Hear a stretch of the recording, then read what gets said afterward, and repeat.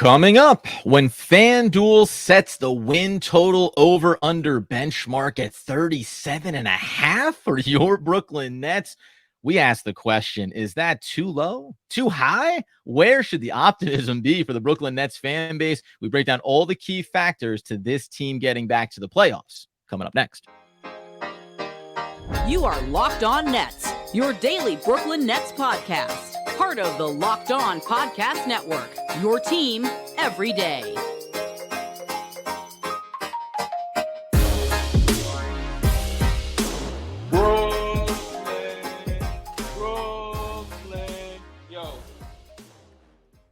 Yes, my friends. It is the Locked On Nets podcast right here on the Locked On Podcast Network. It's your team, the Brooklyn Nets, every single day. Over there, you're going to find Doug Norrie. He's the owner-operator of DFSR for all your daily fantasy sports rankings. From DraftKings to FanDuel, he's got you covered. I'm Adam Armbrecht, breaking down the New York Football Giants on the One Giant podcast. My boy, Andy Mack. We thank you for making us your first listen of the day. We are free on all those great platforms. And let you know, today's episode is brought to you by FanDuel Sportsbook, official sportsbook of Locked On. Make every moment more. Visit FanDuel.com/LockedOn today to get started. And Dougie, can't you see the NBA is treating the Nets disrespectfully? That rhymed, my friend. 37.5 point total on FanDuel. We're going to talk about other teams around the league where the Nets stack up, but just on balance, where did that number land for you for the Nets in this upcoming season? I had the number in my own initial projections at 39.5 before FanDuel, and that's on record. You can go over to Twitter. Before FanDuel released this, FanDuel brought it in at 30. Our friends over at FanDuel brought it in 37.5 with a little minus 15 juice on the over. So like they're thinking it's more effectively like 38, right? 38 wins, and we can get into it right from here. You know, if your win total to start the season is 38, that means your loss total is 44, and that is a team that is that's a little back of the napkin high level math for you right there. But so that's setting the expectation now, and sports are nothing if not expectation over performance. But like the expectation now is that's a 6 game below 500 team going into this season. So we'll talk about probably where FanDuel comes in with this number, where we both think we land with it. And I think it's an interesting sort of first look about how markets, frankly, are viewing this Brooklyn Nets team going in forward. And markets are, I don't know, usually pretty sound with this kind of stuff. Yeah, I find it interesting, too, because we know the 27 games that this team played after the trade deadline and after letting go of the superstars was below 500 basketball, right? So it's not hard to look at that and look at the players and look at the team and say, while we know they've made some adjustments with certain additions in free agency, nothing was groundbreaking, didn't bring in a star or, any other really big needle mover per se. So I wouldn't expect it to be much different, right? You said 39, and I think I would be closer to where you're at when you were talking about that over on Twitter. I think I even said I'm a couple wins higher. Like I think that this team can be a slightly above 500 team going into this season as currently constructed. Now, that may only be 42-40, which would be above 500, but I still think that they can be there. And a lot of it based on what we've talked about with the offensive side of the ball, the defensive side of the ball, it really is just having some sense that consistency is going to breed better opportunities throughout the season to grab another couple of wins. Now, that is kind of, separated from what other teams have done this offseason, how the Eastern Conference looks this season, right? So I think there are some other factors there, but I do just view this team on a pure talent level as being a slightly above 500 club. 37.5 would seem seems a little bit low to me. Like, it seems a few games low to me. And that's marginal, right? That's a marginal statement. It is, but I'll tell you right now, I like the over on this number, and there's a bunch of different reasons why. Some of them have to do with like their actual personnel. Some of them have to do with sort of the rest of the NBA landscape. But I feel pretty confident at this point that this number is probably coming in a little low. And the first reason has actually very little to do with any of their off-season moves or anything like that. And it's actually strictly about motivations. Their motivations this season differ from some of the other teams that are going to be into this range based on the simple fact that Houston owns their draft pick. They have no reason to tank. They have every reason to take this wire to wire And when even just giving a team that and giving them very definitively that alone changes the narrative for me in a pretty significant way, because sometimes you look at these numbers going into the season and you tell yourself a story, right? You're like, all right, what's the story here? And I'll maybe later in the podcast, we'll talk about some of these other over under and guys, like other teams that we like or dislike. But I'll give you one example of this. The Toronto Raptors. The Toronto Raptors, who are sitting around the same win total of 36.5 as the Nets are. You can tell yourself a story where the Raptors become sellers here, right? And they, top 6 protected pick to the Spurs, whatever. The Nets just, and that kind of submarines the whole thing. The Nets just are, there's no situation where they will be in the tank at all. They cannot. There's no reason. They won't do it. Their personnel won't dictate it, and their draft picks, the lack of draft picks won't dictate it.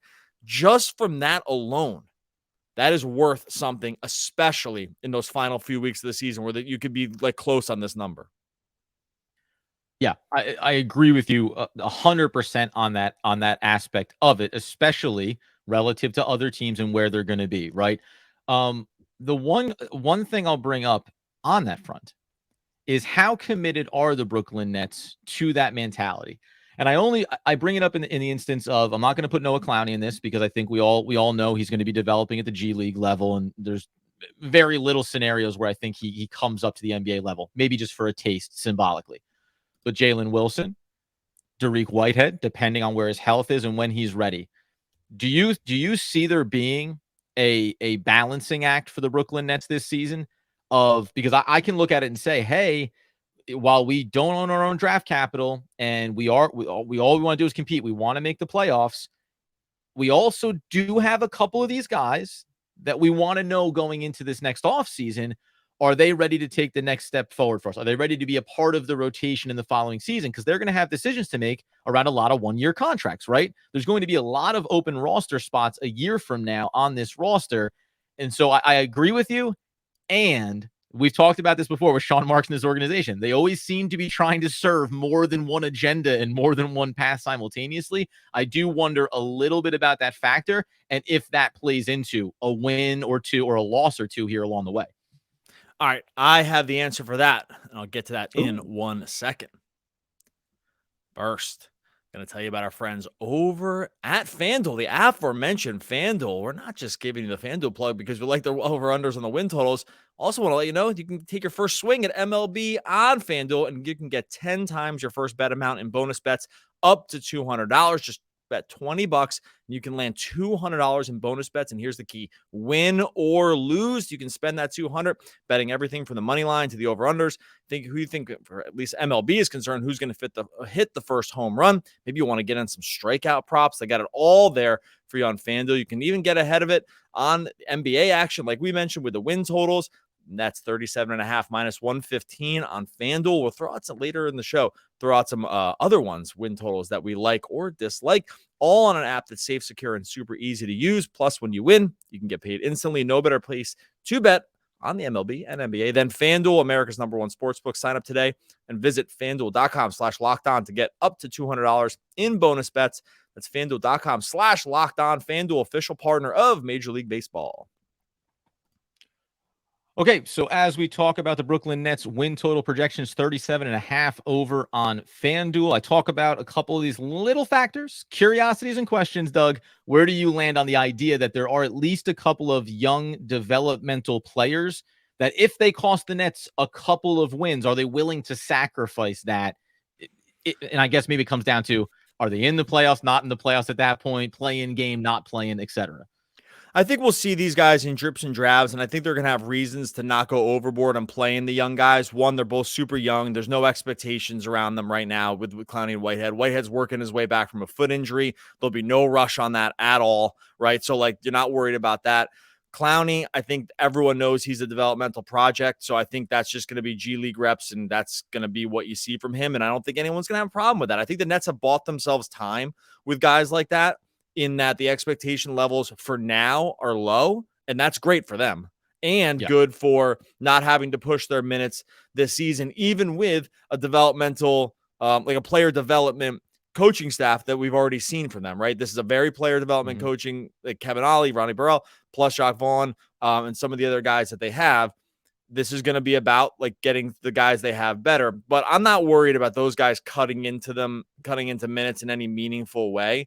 So, outside of like maybe Cam Thomas, who we talked about plenty of times, and he's like outside of the player development aspect of it now, probably too. So I don't know. Does that make sense? I mean, do you think that like that, Yeah. does that make you less worried about that situation? I'm really not worried about that situation at all when the win total is concerned. Yeah, and it is a bit of a leading question for me in a lot of ways, because I think throughout the course of this season, there's going to be games when the Nets get blown out because you're playing against teams that are better than you. There's going to be games when you're blowing other teams out because you are at least better than X number of teams around the league. And in those games, that's when you carve out some minutes. When Derek Whitehead's healthy, you give him a sample size. Jalen Wilson, I do find fascinating, again, because he's coming off a phenomenal summer league, and I probably am, I know I am, out of the two of us, higher on the idea that he can work himself into some, level of consistent opportunities throughout the season. Two-way contract matters here. Money matters here. But they can find ways to do that without affecting the win total by any real significance. The other thing to me is, take the pull back here a little bit. Go look at the Eastern Conference standings last year, right? The 10th team in the Eastern Conference was the Toronto Raptors that you were just talking about at 500, 41-41. So this is talking about a team, in theory, being outside of even the play-in tournament. And while this is not the way you gauge it, if you're going to tell me that this team, as currently constructed, is going to entirely miss the playoffs, including the play-in, I just I find it really hard to look at that and think that that's going to be the case. Whatever they are as far as the ceiling, I believe their floor is being a part of this playoff conversation. I've consistently said, does it make them a top 6? No, but I do think they live closer to 8 or 7 than they do to 10 or 11 trying to claw their way in. And look, just go back and listen to the podcast earlier in the week where we talked about the offense and defense. We talked about the offense as being like, a potential problem point, right? Fully admit that, sticking to that. But we talked about this defense as being able to be possibly very good, very, very good, right? Yep. It's going to be hard to be a very bad team if you have one side of the ball that could be elite. Like that's not just not how it works, right? Like you can't offense. I mean, look, offense is more important, but defense, if you have the personnel to be an excellent defensive team, you are just going to back into wins that way too. And so you can't say that about some of these other teams, right? Like you just can't, like if the Nets can be great on one end of the court, which I think we both agree they have the ability to be, like the personnel to possibly be there, that's worth something as well. So when you factor that, when you look at that, and then you look, like you said, at the scope of the Eastern Conference, you can tell yourself stories where some of these teams, I mean, some got way worse. Like the Wizards, potentially got a lot worse. Maybe people might be a little mixed on that, but their win total is low. Magic, they probably got a little better. Hornets, who knows? Pistons, no, not really. Pacers are probably going forward a little more. Raptors are almost for sure going to be worse. Bulls could sell it all off. Who knows? Like where they're looking, they kind of fit into that group of the Raptors before. The West is loaded, but the Eastern Conference is not, and I think you have to factor that in too when you look at the Nets plus their motivations. Like there's going to be some other teams that are not going to be motivated down here. And if you factor in that the Nets are already potentially excellent at one end of the court, it's just going to be worth something. And overall, I just feel very confident that we're going to get a full season of try hard. And that matters. That just really, really matters with some of these teams when you combine that. The Nets just have the ability, like they possibly have the personnel to just be better if like you get a Simmons back healthy and whatnot. And you mentioned like 3/4 of a season try hard, and then the final quarter of the season shutting it down because you want to make sure your draft capital gets into the nice spot. Like the bulk of teams that fade in the final, like what the quarter Blazers of the year. did. Like the Blazers did that last year, or the Mavs in the last couple games, right? Where they're like, Blazers did it for the final 2 weeks. Mavs did it like to end the season. The Nets just won't do it. They won't do it. Like the only way they would do it is if they were so far out of the play-in by the final week, and they just didn't want to get anyone injured. And even then, they're not going to do it because they might be going for some player award stuff, right? Like you could have individual seasons from some of these guys. There's just no story where that's just going to happen with them. And short of them somehow trading for their Houston pick back, which will never happen. So outside of those things, I just don't think Nets fans from an effort standpoint, have to be concerned at all about the overall point of the season, even if they have potentially major weaknesses like on the offensive end or rebounding or whatever. Before we talk about some of these other teams, because I do agree with you, before we talk about some of the other teams in the Eastern Conference, and one of them, which I find fascinating, is Chicago, as you said, and where their win totals are specifically. I also think a big factor, as we said, the defense can be elite. The offense is a question mark. And when you're talking about win total projections, it's not easy to project wins on defense, right? Like there, you look at the offensive side of the ball primarily and how good that end of the floor can be to start to set your expectations there. So I think that will be fascinating. Let's just, as we look at some of these teams, I'm just going to bring up Chicago here, and then we'll talk about teams that are ahead of them and behind them and where they kind of sit in this pecking order. The Chicago Bulls, who are at 36.5 on their over under win total.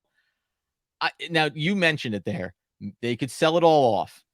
I find it fascinating that a team that has on paper a lot of, marquee names of note, that number to me, if I was a Chicago Bulls fan base and I saw the Nets and then I saw theirs, I go, well, what are we doing here? We've got plenty of veteran talent. And yes, last season, in theory, was a blip, not a trend for this particular unit. I found that one to be really fascinating to see how the start of their season goes. And that plays a big factor into the Brooklyn Nets, their win total and their status in the Eastern Conference, because that's right there on that fringe.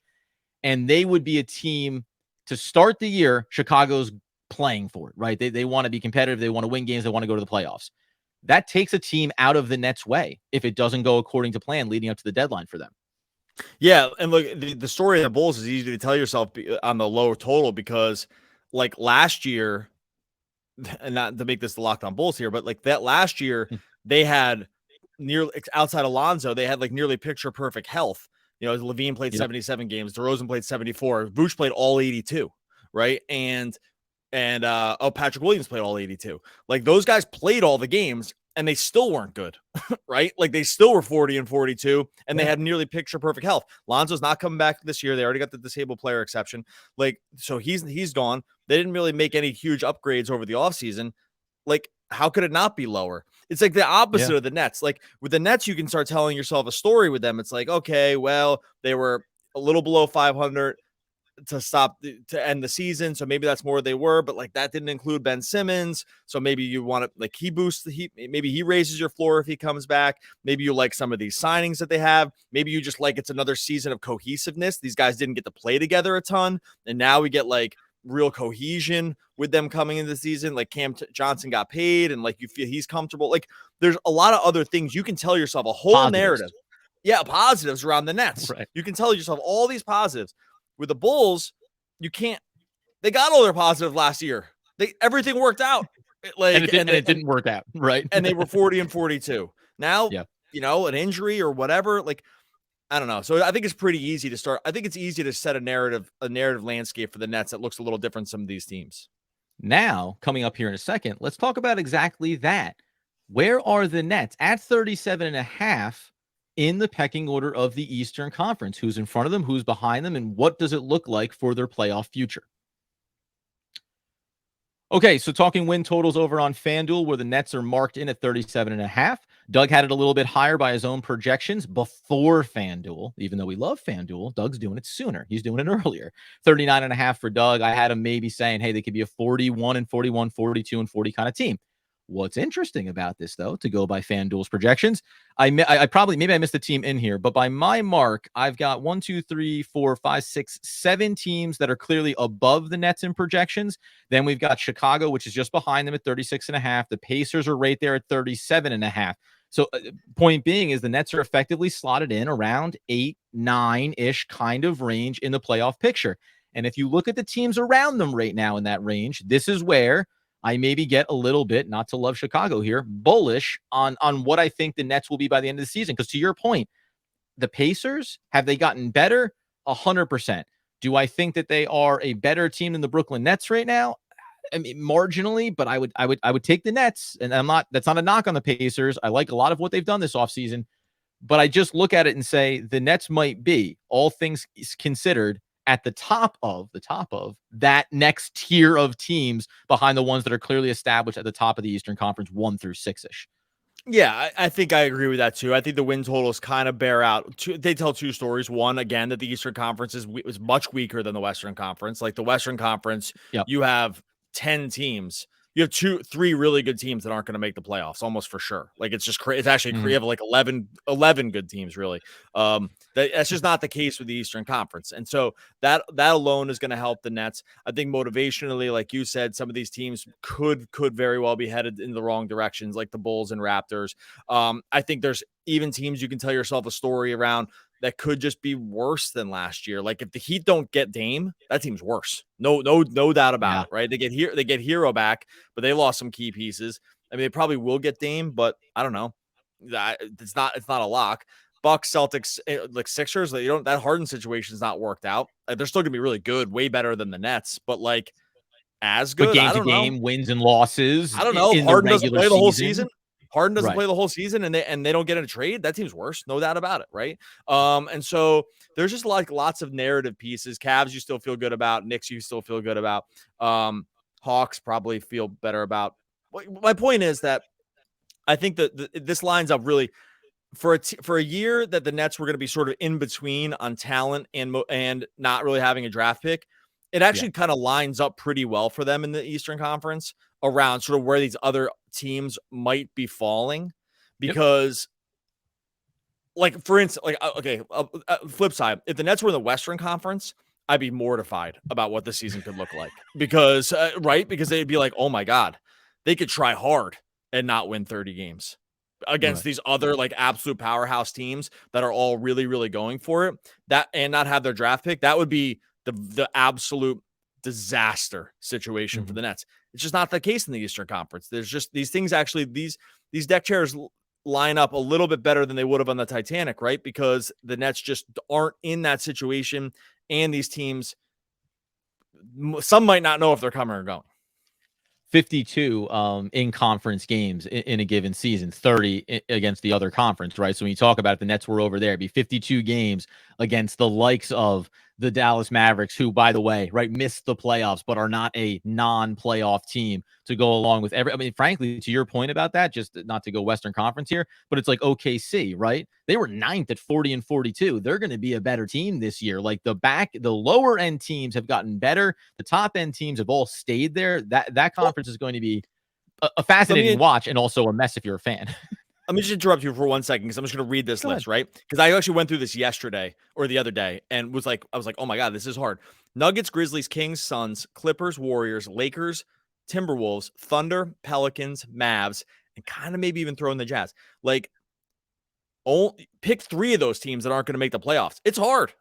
Like, it's hard to plant a flag around 3 of those teams that are not going to make the playoffs. So sorry to interrupt you, but I think no. And even by the way, it's good to illustrate when you actually hear the teams. You're like, oh, I have to pick 3 of these not to make the playoffs. Yikes! Like that's hard. And by the way, and this doesn't always happen. Houston Rockets they went from being an absolute non-factor to at least being a factor. And that doesn't mean who knows what's going to happen with them, but they went from being a dumpster fire to being like, hey, you have to play the Houston Rockets now. Yep. So that becomes really the Western Conference is a nightmare. And we're not in the Western Conference. That's the beauty of it. We get to instead think about the Toronto Raptors, Chicago Bulls, Pacers, and Washington Wizards of the world. Anybody for you before we close out, just on a high level that jumped out to you from a win total standpoint? And then let's say Eastern Conference to start, right? What was the one team there that really jumped out at you? I'll just give you how about I just give you like 4 of these and you can tell me if you like any of these, and then or you can just give me your own, because I have 5 overall that I like. I actually already said oh no, I didn't say. Oh no, yeah, sorry. I said Toronto under 36.5. I like that one. I think they could end up being sellers. I like no one's gonna want to hear this. I do like the Suns over 52.5. That KD team. I think that team could be real tough. Do like the Pacers over 37.5. And I like OKC over 43.5. Although I'm wavering a little bit on that one because of how good the Western Conference is. I was mostly I love OKC. But I'm a little worried I fell into my own little like love circle on that one. And without maybe factoring in the whole Western Conference. Anyway, any of those stand out? You like? I could probably go Bulls under 2. Yeah, I like the OKC one because I'm like a young team kind of guy, and I like upside, Mhm. taking some upside shots. The one in the Eastern Conference, like I mean, you mentioned it about they've been the talk of the offseason. Miami Heat at 48.5 for Yep. two reasons. One, not only if you don't get Dame, what's going to happen there, but also like the Miami Heat aren't a regular season team. They're a get through the regular season and then go to the playoffs. So just from Yeah, a great call. number standpoint, 48.5 is a lot for a team that has some older players, some veteran guys. Even if you get Dame, by the way, they still may look at it and go, again, the regular season matters even less now that we have Dame. Just get us into the conversation, and that matters. And then obviously, when we talk about the 76ers there at the top of it with how uncertain they are, I might just take the flyer on the under with them because I don't know.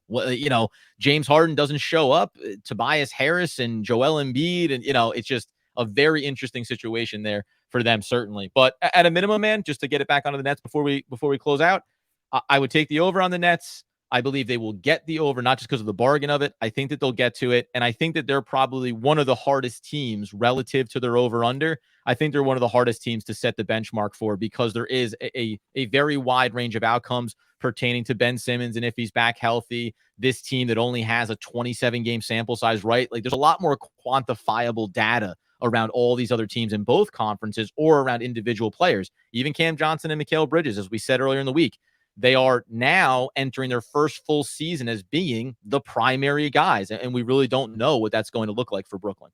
Yeah, I find it fascinating. This is really, this is where the NBA never stops, right? There's already so many ways to dissect this sort of going into the season and like looking at each team and then looking specifically at the Nets. And I think, are they on a championship trajectory? Of course not. But in terms of just overall sort of like being interesting based on what they maybe see as the future, I think this season will really define what they feel like the future plans are around some of these guys. And I think that wraps itself really, really nicely into like sort of the win total overall. And by the way, don't forget about checking in on our episodes about what the Nets maybe need to do this offseason to cement what the regular season looks like, as well as looking at some additional trade possibilities to refine this roster heading into the upcoming season. All right, we're going to get out of here. Make sure, like Adam said, make sure you check out those previous episodes and also subscribe. Locked On Nets over on YouTube. Subscribe wherever you listen to the podcast. Totally free, both of those places, and it does the most to help us. So subscribe on YouTube, subscribe wherever you listen to Locked On Nets on the podcast network. True for the Brooklyn Nets and maybe for many NBA teams. I still haven't found what I'm looking for. That's Bono from U2. One of the all-time great poets. We're back again tomorrow talking more Brooklyn Nets basketball. Basketball.